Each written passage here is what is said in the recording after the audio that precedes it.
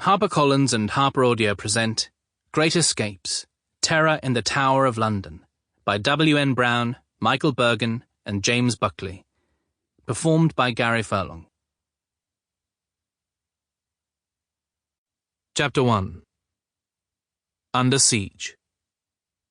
Preston, England, 13th of November, 1715. William Maxwell, 5th Earl and Lord of Nithsdale, clutched his musket with sweaty hands and gazed at the battle before him. All around, Scottish rebels were being ripped apart by British artillery, their blood spilling on the cobblestone street. The tall, bearded Maxwell, or Lord Nithsdale as he was better known, crouched behind a wooden barrel as musket and cannonballs flew through the sky overhead. Black smoke from burning houses clogged the air and reddened every man's eyes, making it difficult to see. The kilted Scottish Highlanders, Nithsdale's comrades from the mountains, were fighting to keep a hold over Preston, the northern British town they had invaded just 4 days earlier. Unfortunately, they were greatly outnumbered by red-coated British soldiers. They'd set up barricades to keep the British from entering the city, but holding them became increasingly difficult as the redcoats swarmed the town like fire ants. Cold sweat ran down Nithsdale's bearded face, and his thumping heart felt as if it was going to beat out of his chest. He peeked around the wooden barrel and saw another Scotsman fall, killed by British musket fire as they tried to hold the makeshift barricade. "What are you doing?" Nithsdale scolded himself silently. "You were the commanding officer in charge of that barricade. Get up and fight!" And yet he stayed hunkered down. He thought of his wife, Winifred, and his son, both safe back home in Scotland, and wanted nothing more than to be back with them at their castle. "Why did I ever agree to go to battle? I'm no soldier." Something zoomed through the air close by.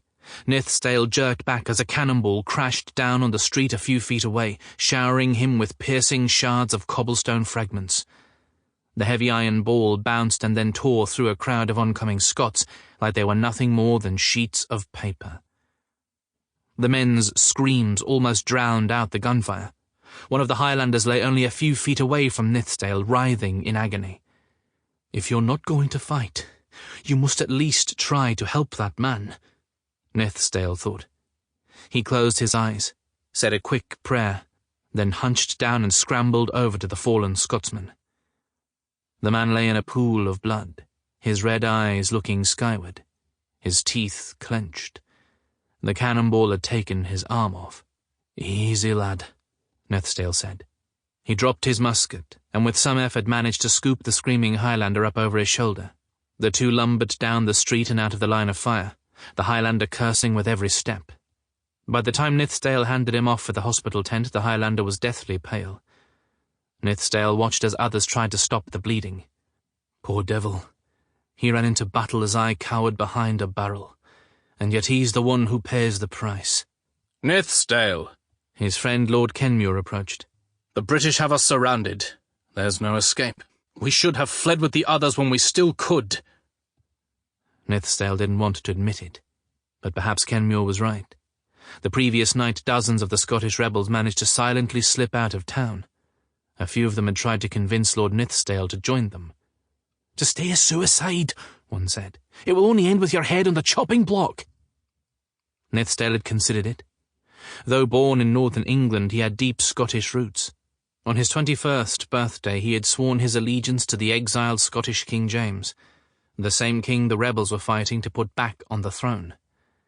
Feeling bound by honour and duty, Nithsdale chose to stay in the besieged town. As he looked upon the dying Highlander, he couldn't help but regret that decision.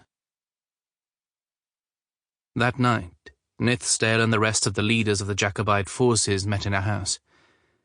Jacobites were those who were fighting to get a Scottish king back on the throne. As the others talked about what to do, Lord Nithsdale peered out the window. Flames from the burning town licked the night sky.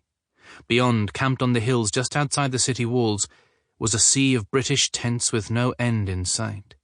They clearly aimed to crush this rebellion now, before the Scots made it farther south.